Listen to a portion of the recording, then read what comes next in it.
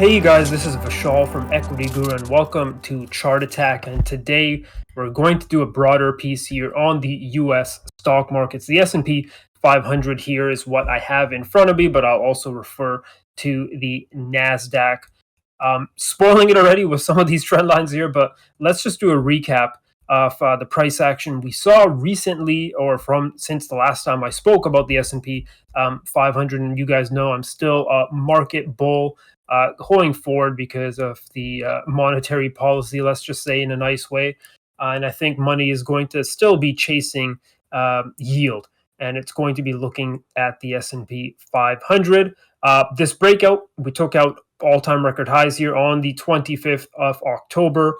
If you're new to trading or investing in general, breakouts are excellent. That's the type of plays you want to play for a good risk-reward setups. Of course, there's sometimes fake outs, but that comes with proper risk reward and stop loss management. But you got the breakout, you had the pullback to retest the breakout zone, which again happens on any type of asset or charts that you trade generally. And then you've had that takeoff with 8 green days in a row. And as you can see here in the last 2 days of trading, we had a doji here, not a bit, but a confirmed doji close today on November 8th. And then we also had this pin bar candle. So we are seeing some sellers step in here as we approach highs of 47.20 here. And this is where now I've drawn out this trend line here. And of course, if you follow other technical channels, I believe a lot of people are now looking at this because it's a good way to map out resistance up ahead. And as you guys know, I like to see 3 or more touches to confirm my trend lines. And we've had multiple touches here. So this is a useful trend line and one that markets will adhere to. And as you guys can see, past 2 days, we've seen some sell-off as we've approached that trend line. So, again, I'm not a market bull. A market bear. I'm a market bull, but I'm not a market bear here. But I think nothing moves up in a straight line forever. We are a bit further off from my moving averages, so I would like to see some sort of pullback. And again, we remain bullish, the S&P 500, as long as we remain above this 45.50 zone here, or previous, retest zone here.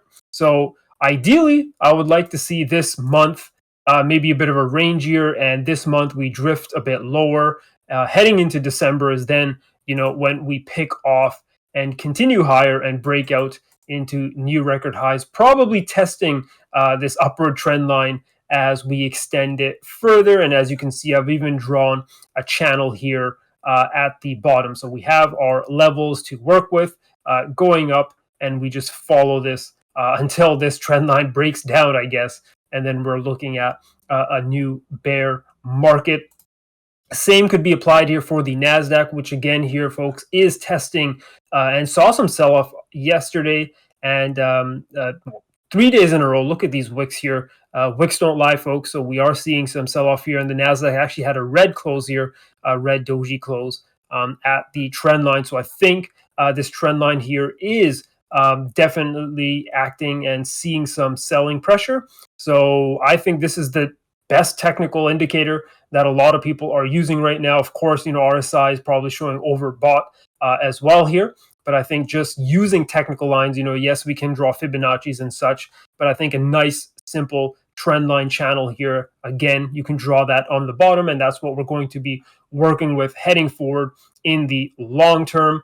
Let's quickly just take a look at 3 more charts before we end off, because they can possibly tell us where markets are going to be going in this near term. And if I'm correct, I think, as I said, maybe I would hope to see a bit of a sell-off this month and then new record highs starting in December.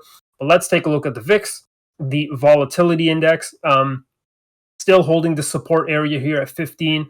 And, I use technical analysis on the VIX too much, but I think it's important just to note that, hey, if we are ranging here, if we do pop here, maybe some volatility comes in, then that can help markets move a bit lower.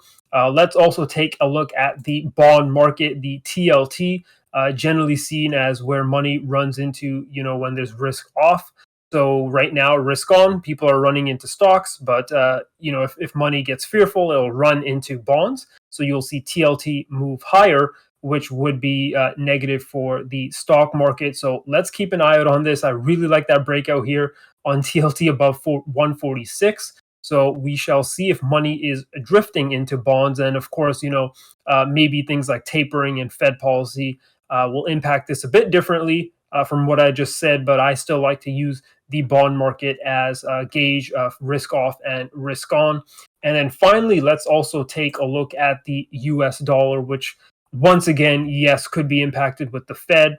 But we are watching these two ranges here between 93.25 and 94.50, let's call it.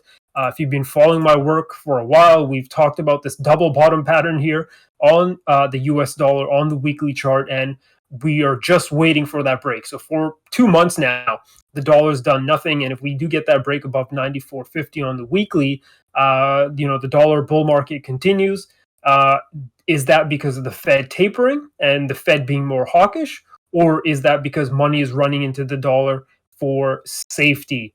So I think a stronger dollar could do things to impact the stock market. So we will be watching that level. So again, quick recap: VIX, US dollar, and also TLT or bonds. And perhaps we get a bit of a sell-off here in the markets. But as I've said, folks, I'm not turning bearish at all. I am bullish on markets. I just want to see a bit of a pullback before we make new record highs. That's it for me, folks. If you enjoyed the video, give it a thumbs up. And I want to know what you guys think about these markets. Do you think there's a big one coming very soon? Are you still bullish? Are you going to be buying the dips? Or do you think we see that bit of a sell-off, as I have said, maybe due to some sort of risk event, and then we start seeing new highs going forward? So let me know what you think about markets in general. I want to hear what you have to say, and I will see you guys in the next video.